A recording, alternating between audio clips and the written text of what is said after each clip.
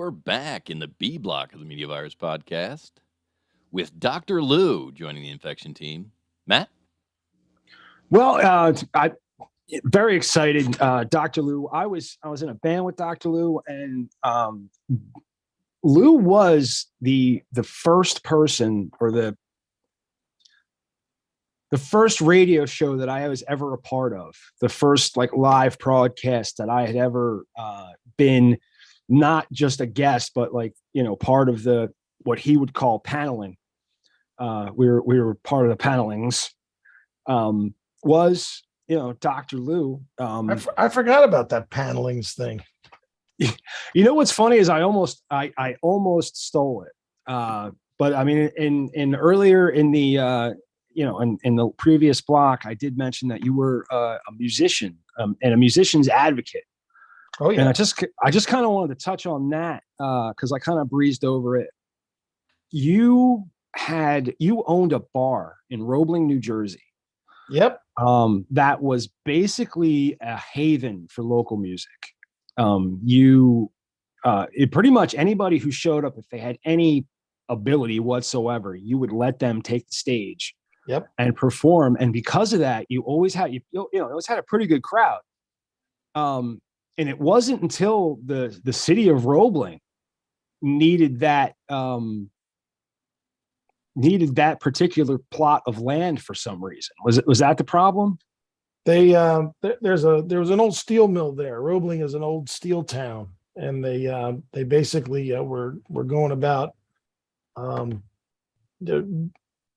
clearing space on one side of the road for a widening project, and they let me know about it really on one of the biggest nights we had, when we were actually making some money in the beginning. I never thought anybody was going to buy into a completely open stage bar, but it turned into a crazy house, and it was wonderful.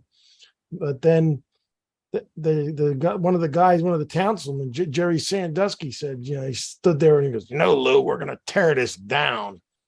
And I'm like, what the frick are you talking about? This thing's full of people. We're making some money, you jackass. What's up? Yeah, we're going to take this down. I said, well, how much time I got? He goes, I said, well, I got 5 years. He goes, yeah. So it took me it was like 6.5 years into it, and they hadn't come to buy it yet. And I said, you guys got to buy this thing, because otherwise, we're going to have some issues. So they bought it. And, I still own a liquor license there, and there might be a semi-triumphal revival in the plans. If everything goes right, a really cool thing might happen. Well, I like it when really cool things happen. When that really cool thing happens, please, keep us informed. I sure will. Let us know what's going on with the really cool things that are going to happen. I don't know if how the people at home are viewing this, but Dr. Lou's background. Do you want to tell us a little bit about the background that you've just? There's two fat guys. Oh, the background behind me. The background behind you. Well, right now you're not just your back, just your, not just your. It kind of leads, into both, really. Whereas, right? Yeah. So I think didn't you draw this thing? I think me and Mr. Dirty made it. Mr. Dirty, yeah. We were fucking around on the computer and we did that with. Or it was either me and no. It was me and Louie. Mr. Dirty, who's that? Oh, that was the drummer. Ray. Why was he? Let me why was tell he the called Mr. Dirty? Mr. Dirty story. It's a great story. Go ahead. See, we used to. It definitely sounds like he's your pimp. We used to rehearse in the back of my mom's house. I converted a porch into a studio back there, and it's called Garage Land. Well, we eventually pissed off enough drummers that we had to have one drummer show up, and his name was Ray. And he had this little crop of hair around the back, but not much. I worked with him. Yeah, you brought him around. Yeah, and he always smelled bad.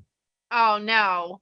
In fact, it was so bad during one of the radio shows that I had to tell him. I said, you got to do something, because we can't function in this. We used to sit on a couch upstairs in the upstairs office when we did the radio show, and so anyway, he had this kind of odor, and he showed up one day with his head shaved, and he had these little glasses, like little thing. He looked like Mr. Clean. And he I had just one walked- tooth. Yeah. Oh And I my walked- Yeah, one tooth. And I walked over to him and I said, "You look like Mr. Clean, but I just can't give it to you. So Oh you're my gonna have to have Mr. Dirty." And he loved it. He just, he took it on just from that moment. It was, That's He, funny. I went from that moment on, and him and I went into other projects together. We literally called him Dirty. That he was his dirty name. ever since. It was, That, he yeah, accepted that was, it. He accepted it completely. But then, he, like most of the time I signed names to people, if they decided they didn't like it, they got it worse. So they gave in. So I- you know how they say smell is the quickest way to get a memory back? If you ever smell something really bad, does it give you memories of Mr. Dirty? Oh, well, the one day he showed up and I said, "Look," I said, "what is it with you? How come you smell so bad?" And he goes, he said, "It's my ass." And I said, "Well, get in the bathroom and clean your ass." And he Ew. did. He went in. So every time he'd show up from work, apparently his job was, smelly ass material. I don't know what he did. I forget what he did, but he would come he on. worked at Sears, is what I he worked knew in there the was fucking- that smell at Sears. I knew it. I knew when No, I he went to worked- Sears he every worked- time. he worked in the tool department. It was He more sold like tools. smears in his case. No, because in one of the Oh. projects we actually started out in, we started practicing in his basement. And if you would have ever smelled his basement, you would have known exactly where he got that smell from. Like dirty, like that, like not dirty laundry, but laundry that's been left in the washing machine for too long, Oh, like that moldy smell. and a dirty cat box. You take those, Oh, and was he diabetic?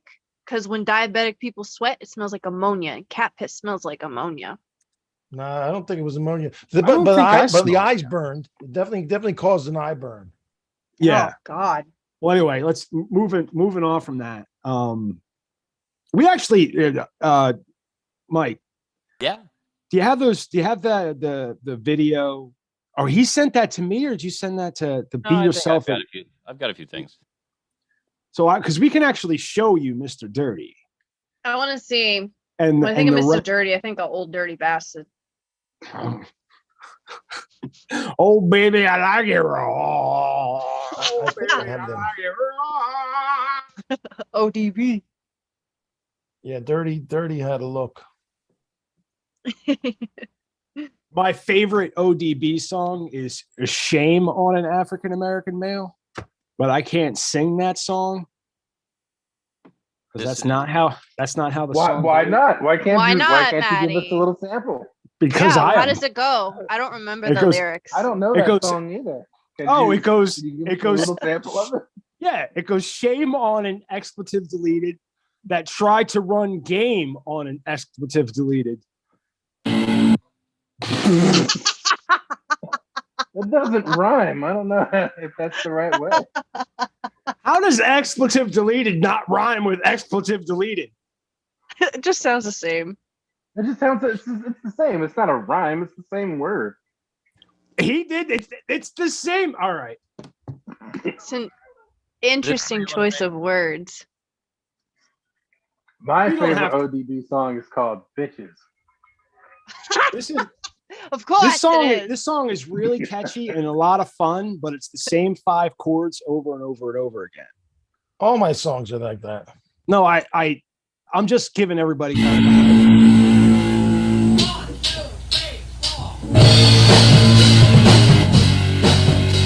That's Mr. Dirty. And that was him doing that 1, 2, 3, 4 thing. Yeah.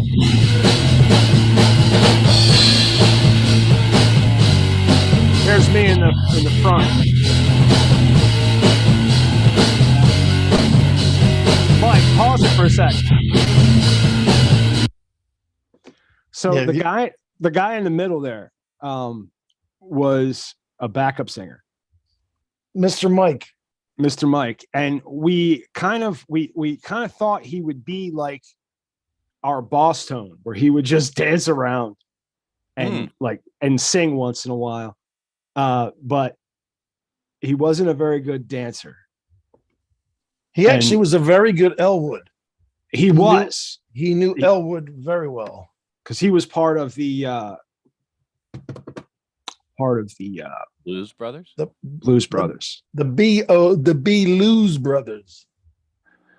But it was and you guys played behind that. That was yeah. Can you pull up that video real quick, Mike? Because that video is way funnier than this one. When we bum rushed. I just wanted to show everybody what Mr. Dirty looked like. He literally looks like Mr. Clean's evil twin brother. That's an old strip club there where we were in that place. Yeah, it was Delilah's in Philly. There was nobody stripping that night though. No. Oh yeah, inspired greatness today, man. I like that. That's pretty good. Oh, there you go. Why are we doing a thing like that? Just wrote a song recently about a thing like that. It was about a girl who had a body that was amazing, and I said, "How did she get control of a thing like that?" So we moved on from the Blues Brothers to the Inexperience, and then you went to and you started the Privileged Few, and that was during you were in the Privileged Few was your project, like while the Dr. Lou's place. Share your screen, Mike. Yeah, I'm getting there. All right. I after the Inexperience, I actually went back in the computer business, and I traveled around the country for a while. And I ended up in Atlanta, going there every week. And what turned out was there was no place to play. And I started playing some open stages, and they were treating me poorly. So I thought, well, maybe I'll just build a place. I'll just buy a bar and have open stage all the time. That way, if someone came to town, they'd always be able to play. Yeah, that was the thing. And I was trying to get money for it. And I couldn't get any money. Nobody would lend me any money, no matter what good of my business plan I had. And I was dealing with this crazy financial girl. And my mom saw the business plan on the table, and she'd read it. And she tapped on the table and said, if you do this, what you say, which is to create a musical family and have a place where, music and family come together. She said, I'll lend you the money for it. And that's how it started. That's why it's all the mission from Mom now, because without Mom's view of that business plan, I probably would have just stayed in the computer business. And, I might have bought something later on, but you never know. Shout out to your mother. My mother is a great spirit.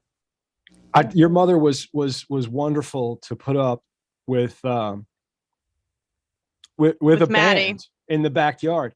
Well, I mean, it was loud. We were loud. That was the loud. We played as loud as we possibly could. When he said, you gotta understand, when he says a studio, he's really, really exaggerating. This is a 3-season porch that he closed off with plywood. Yeah, Mike Murray found it at some construction site. Yeah, and boarded the place up. And so, and in the summertime, it wasn't that bad. There's a lot of leaves on the trees. People go to bed later, shit like that. But there was this one winter we're out there, and it was snowed over, and we were blaring. And in the middle of "Rate Me" by Nirvana, I am singing backup vocals. As I look up, and I see a cop right in front of me, like feet from my face. And I look up, and there's a cop, and he's like, you guys got to turn down. He's like, or I think he actually said we had to stop. He said, you guys got to stop. And it was like around 9:30, and we watched him pull away, and I was ready to start up again. And Lou was like, no, we can't. I was like, oh. Yeah, the head of the police, the chief was my friend, and he was lived like almost connected to the property. And he just said, you He goes, we like the music, he said. And I thought that was really cool. I said, but you know, that was it was inside my house with it completely closed, and it sounded like you were like in the kitchen with playing that day. And I said, yeah, I think might have had the 335 out that night. And it was barking like a dog. I played bass through a fucking PA system. Yeah. Not the PA system, not like A. the a PA system. I had a PA system, and we rugged that to and I just played through that fucking thing. And I would have that thing so loud that the guitar players would have to like compete with me.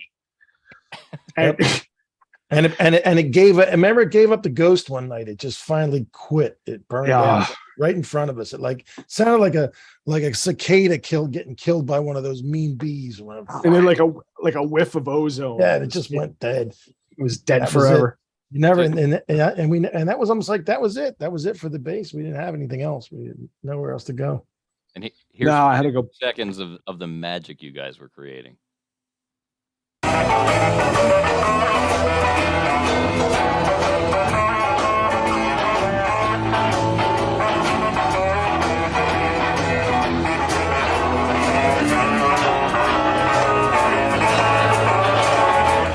There's the professor.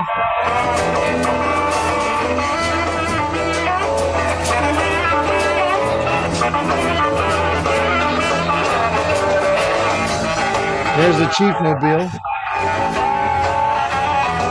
That's how Matty got his name with the car.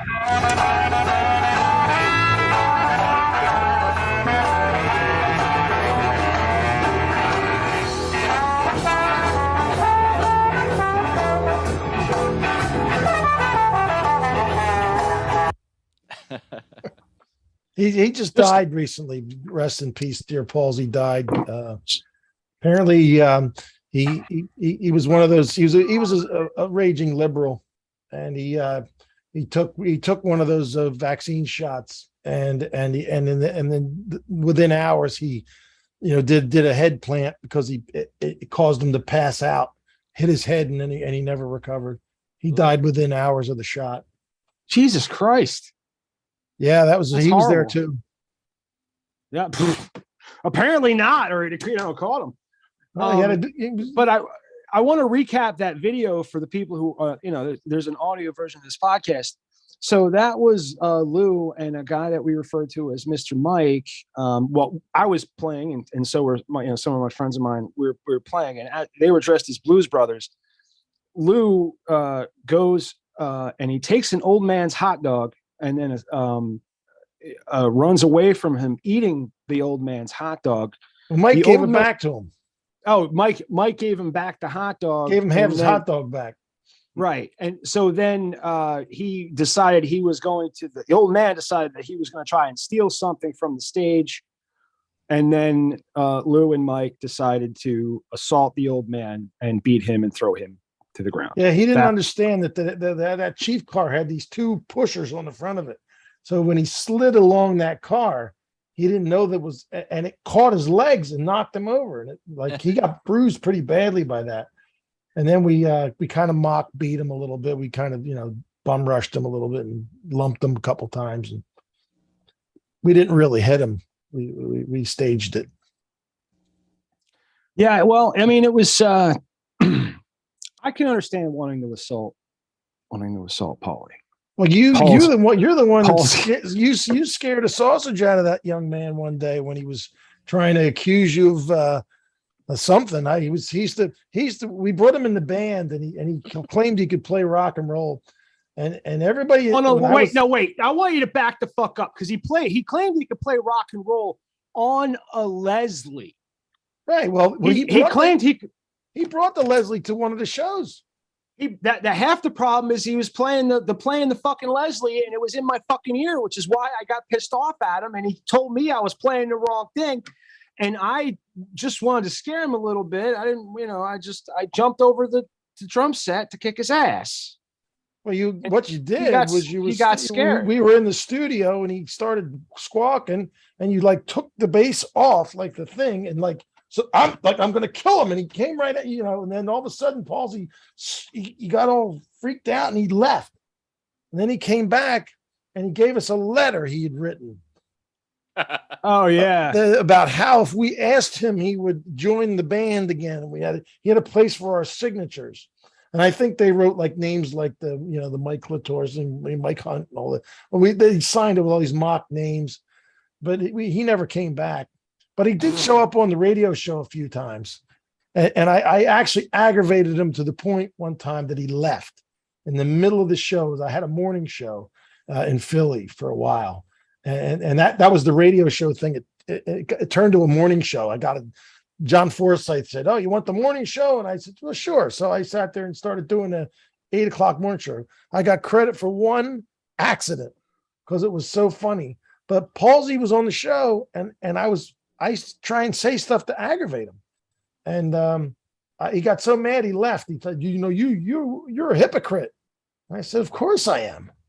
I was born. I'm a great hypocrite. At least I'm good at it." And he left, and then after the show, I was like, "I don't think he's coming back. Like, I think he really left at this time. I think I really scared him out. He's gone." He got on people's nerves though. He got on my nerves, and I think that was part of the fucking. He was just such a. Well, he was the ultimate straight man. He was an organ repairman his whole life. And he had a wife, and he took care of his sick wife till his wife died. He was like a straight laced dude, and he became like big in the karaoke world after all that happened.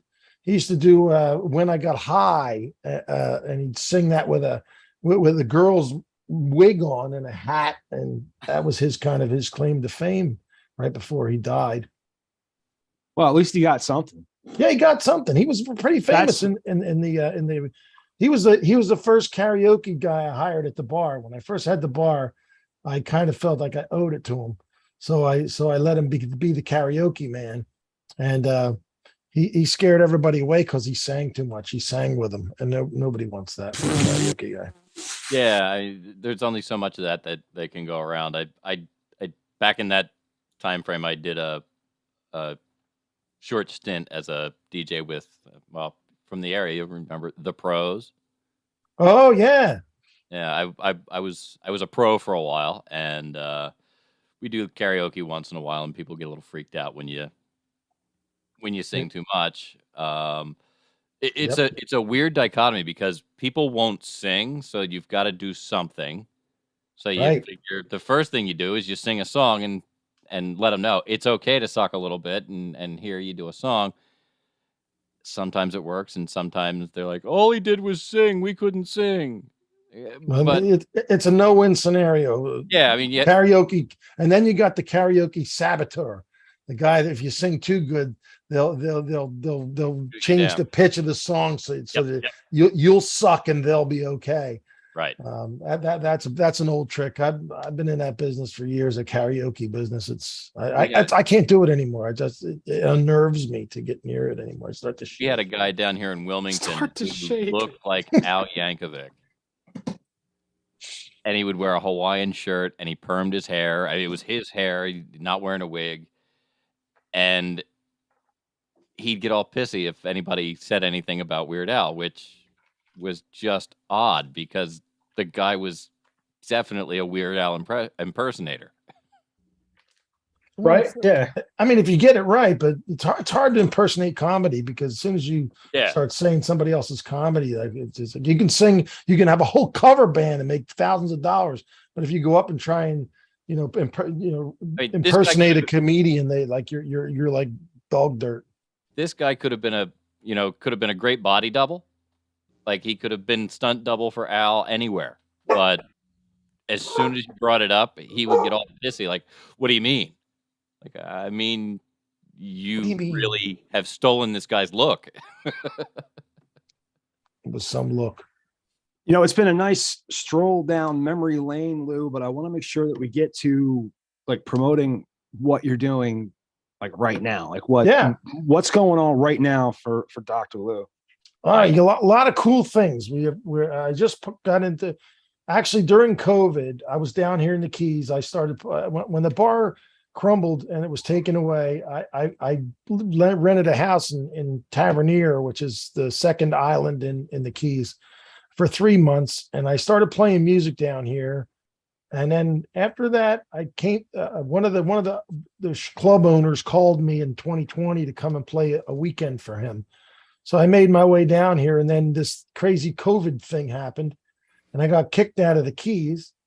And then after I got kicked out, I was home. I was cooped up in the house with Laura, and I was ready to chew my own arms and legs off. And this little property popped up on the water, a little trailer on the water here in Key Largo. So I bought it. And I came here and hide out. And when I got here, then I built a music studio because I had nothing to do. I needed something. And I ran that for a year. And we actually created another Dr. Lou's down here in the Keys. And we've got, I don't know, 5 or 6 acts that came out of that, just like the old days. And then the software company kind of picked up and we started getting some business. And so we have a new partner in the studio now. His name is Jordan. And it's Higher Ground Entertainment, and it's so we're going to be doing remote recording, good quality recording. I was no good at being a radio guy or a producer of music, so he's supposed to do that. And this studio that we're right on the main drag on A1A. In the Keys, mile marker 100, 694 in the Keys. So if you ever go to Florida Keys, you'll drive right by us. And the Keys is a strange thing. You know, there's a lot of cliches about the Keys, but most of them are right. One of my Dr. Lewisms is there's no cliche without truth.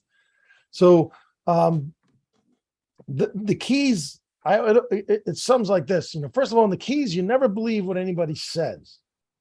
You believe what they do after they do it, because they just don't show up. They get what's called Keys disease, which means they get drinking. They get drinking and they won't come to work and they'll just F off, you know. So that's what happens. And then there's the old cliche about the Keys women, and they say that the Keys women are like parking spots. And they said that you know, all the good ones are taken and the rest are challenged or handicapped, as the case may be. Or you got to pay for them, right? You know what I'm saying? Women aren't property. There's no property. You know, you wouldn't want to own one of them if you could. But own them if you could. You didn't hear what he said. He said you wouldn't want to own them if you could, which is fucking hilarious. Yeah, well, I mean, I've been pulled through the proverbial knothole both ways. And you know, it's when you get to be my age, and you guys are younger yet. Hopefully, you'll get to be my age, depending on what you've done. And so really, what's next is the recording, getting the recording studio going here. I am on the radio still, KDW FM 97 out of Northport, Florida. Because the radio, I kept that radio show till 2016, and then I quit it because Forsyth, there was too much Spanish on there. You know, basically it was dumb. But then I came down into Florida one day, and so they found out I was there. Somebody actually listened to and knew me from Philadelphia radio. You're fucking I didn't know anybody listened to that thing. I had no evidence anybody listened to that radio show. What, 1360? Yeah, dude. Here's the issue is that we were the only English speaking program on that fucking network. Well, there was more when we got there. We had King Arthur there. We had the Mystic, and we had Daryl and his craziness. Yeah. You know, that was all nuts there, that whole thing. And that I can't take credit for that. That was Louis doing that. Louis cooked that thing up. Louis found those guys. I had no idea. You were just the well, it was actually Gene. It was my friend Ed, who later on started Rock Def Radio. He was the one that found that place. Oh, he did. I never met him until later. Yeah. And he found that place, and then I was excited about it, and then like we were all doing it, and I was like kind of like shy about bringing him around just to do the radio show or whatever. but you were just like, hey, I mentioned it to you one day. We were after practice outside, doing what you do outside, and I was telling you about that, and he's like, fuck it, man, I'll pay for that. I'll put you on the radio. And I'm like, it wasn't really my idea. He's like, well, I got a good idea. Let's go for it. I'm like, oh, okay. Yeah, it was really like that. And it just, and it came out of like anything anybody wanted to do, I was always game for. And I'm still good for that now. Even my partner here in the studio, he's like, comes in with an idea and he's like, they sneak up to you like you're not going to like the idea. And I said, if you got enough sense to think it, I'll stand around and watch while it crashes and burns, or it makes something. I don't care. If you got a couple bucks to put together, which I was lucky enough at the time, being in the computer business, I was able to fund some of that stuff. And I never complained about a thing financially to anybody. No.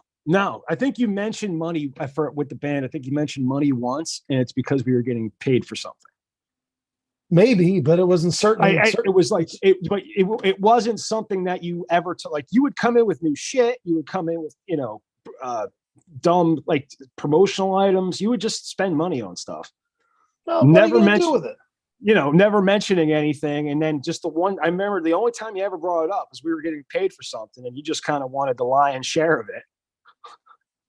I remember like I think there was something that you had just paid for. You had just sold your Porsche for some reason. I'm trying to remember. Harley too for that. I sold my one Super Glide for that, to keep that going. But I don't remember. It's funny what people remember sometimes because I had a person down here. The circumstance changed, and they said, "Well, you took more money than everybody else." I said, "Well, first of all, I ain't making a dime. You think I make money off this stuff? It's all philanthropy. What good is philanthropy if you got a lot of money? Philanthropy means something when you don't have enough money, right? But what am I going to do with my money? I got to spend it." Hey, listen, I got an idea for you to spend your money. There's all kinds. We might have a whole hell of a lot more money pretty soon, I hope. Well, then I'll help you spend it, dude. We'll figure it the fuck out. Help me spend it. I like to get some crazy things going. I want people to be happy. That's what mom was all about. That she'd sit there and listen to you, and I'd be telling her about programming, and I'd look at her, and she's doing this all the time. And I'm saying, Mom, you understand what I'm talking about? She goes, no, but it's very interesting. That's fun. And that's all. That's what it comes down to. Is it interesting or not? That's the only thing in life that I guess all you get to keep. Is right. That's pretty much it. You keep the things you did. You can't undo, you can't unsay, and you can't unsee, but you do get to keep what you did. It's true. That is true. So we're going to post all your links Please do. On the in our descriptions on in this YouTube. I won't be able to edit this video until tomorrow. And everything is going to get posted over it gets released over the weekend, but it'll all have Friday, Saturday, Sunday at 5 a.m. Friday, Saturday, Sunday at 5 a.m. And each one will have, your link set up so that people can find you. Right. Well, tomorrow at 10:30 a.m. It's really a 23-minute show on KDWradio.com, and I'm on Thursday mornings at 10:30 and Sunday at 12:30 in the afternoon. I call it the Jersey Hour, but we do it in 23 minutes because we're from Jersey and we're in a hurry.